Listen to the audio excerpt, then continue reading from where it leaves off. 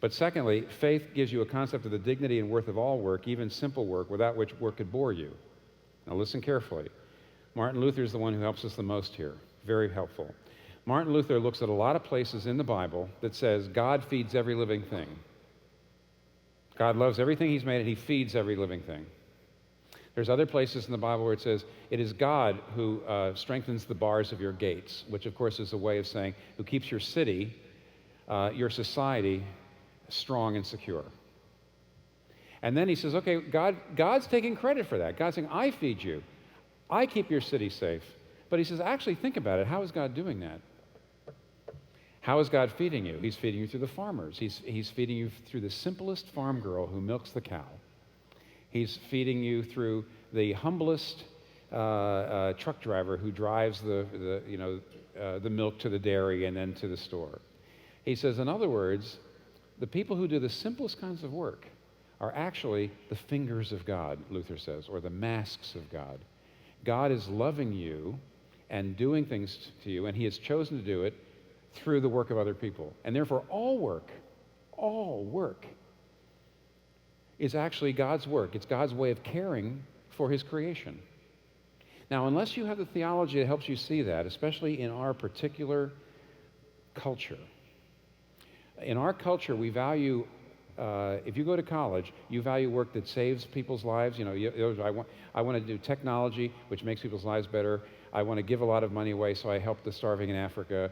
I want to have status. I want to be the best at what I want to do. But when you look at somebody who's just doorman or a janitor, you say, oh my goodness. But if your biblical theology should show you that all work is good work, all work that's done well that helps somebody else is good work, it's God's work. Of course, obviously not producing pornography. You understand what I'm talking about. But all work.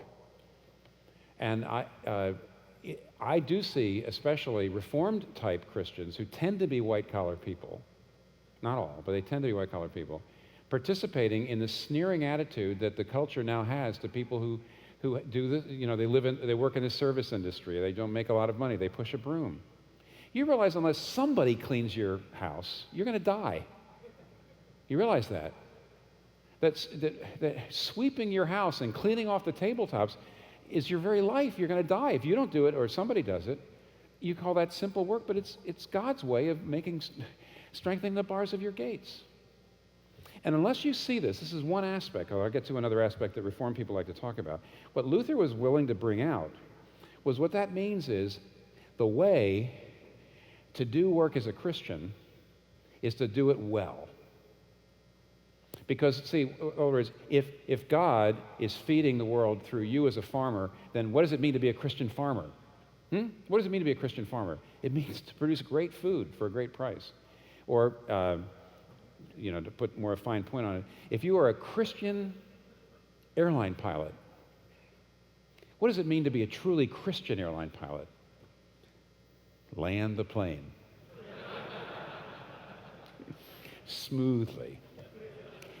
Your passengers don't need, if you can talk to your passengers about Jesus when you're up there, that's great. That's fine. But that is kind of icing on the cake. You need to land the plane. And Lutheran, listen, there's a man named William Deal who's a Lutheran layperson. He was an executive at Bethlehem Steel for years, who wrote a lot of book on the integration of faith and work.